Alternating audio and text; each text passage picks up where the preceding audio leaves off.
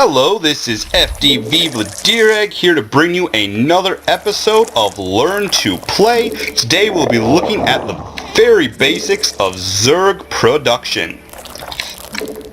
Now the thing about Zerg is that it's not like the other races where we're going to be building, gateways, building barracks, that kind of thing. All of your units are going to be produced out of one building. Well, not precisely one building, but out of one kind of building. And that makes it very important to keep up with your larva injects, because you're building out of this one thing, and everything you've got is what you can make out of.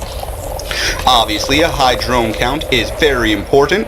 Got everything going smoothly. We will be doing a 15 hatch. Yes, I know that on this map it is not the best way to open, but on the other hand, I have no opponent, as per usual in my Learn to Play matches.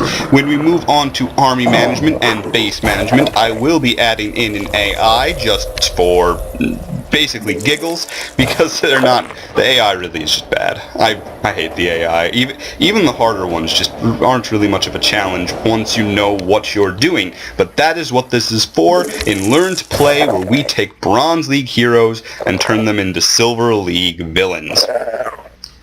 So, going to be going down, sending my drone down early so that it'll arrive there, roughly, I guess. I sort of underestimated how fast the drone was, or overestimated the distance. Going to keep my drone production up, get ready to build my spawning pool. I sent it down early so it'd get there roughly when there was 300 minerals banked up for it to build it. That way I don't have any delay from when I want it built to when it is built. Now, you'll notice that when I do this, I am going to be producing almost no units for a while. Even though also it would be totally a bad idea to do on this map, we are going to just pretend that we are facing a Protoss who went, say, Forge Fast Expand. Or at the very least, is not showing any real signs of aggression. If they're not being aggressive, we don't really have much of a reason to make units. Why would we make units if they're not being aggressive? Oops, almost sent those too early. Right? There's no real reason to do it. So we're going to be focusing on making drones, focusing on our economy, certainly focusing on our larva injects. I am going to go for an early speed because of the possibility on such a map like this that even if we didn't scout aggression, I mean, there could be a proxy pylon somewhere, maybe they're going for a warp prism, sort of a drop build, and we're going to want that Zergling speed out. Just in case. Now, my personal preference is to have a higher gas count than most other Zerg players will. It's personal preference. It's not necessarily the best way to play, but what is important is nailing these larva injects. Each larva inject is going to be giving us more and more larva. Larva are how we produce units, and how we oops, got myself supply blocked. Never a good thing, especially with Zerg, because right now I'm going to be spending larva on overlords that would have been almost better spent as drones. Just waiting around here because of my mistake. Oh, how woe is me that I mess up during my own tutorial videos. Going to keep up that drone production. I will rally these as soon as I have the chance to make sure everything's going right. Going to produce 2 Zerglings right now, and that is it. There is no reason to produce any more than 2. And get my speed, which I could have gotten earlier, and I should have gotten earlier. On small maps, you want speed early. It's a good way to just be protected against aggression. And now we're going to take our third. Always a good idea. Actually, it's a small map, so instead we are going to take this as a macro hatch, because hey, it could be aggression. It's a small map. It does not take much. Pretty easy to do. We can throw down our Roach Warren, and going to keep up our drone production.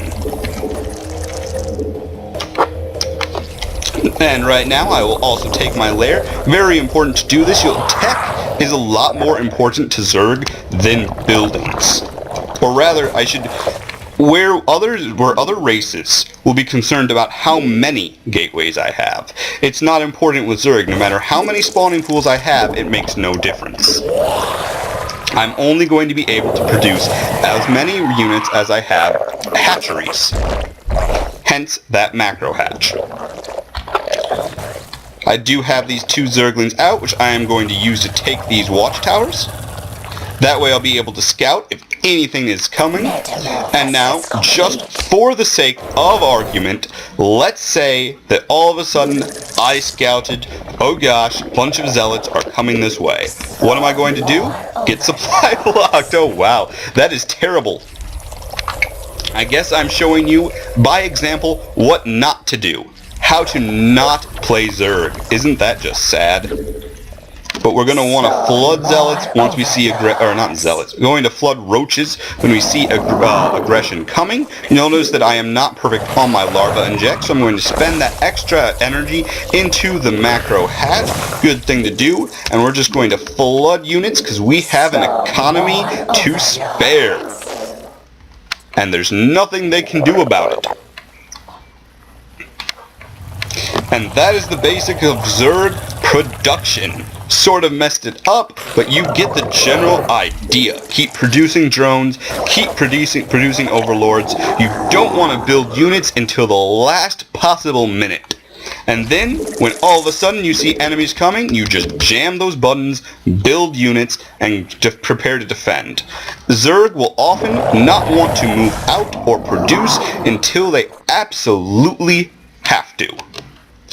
So remember to scout. And that has been Learn to Play with FDV Vladireg. I think I'm going to go and read some more up on Zerg because frankly this was a lot harder than it should have been.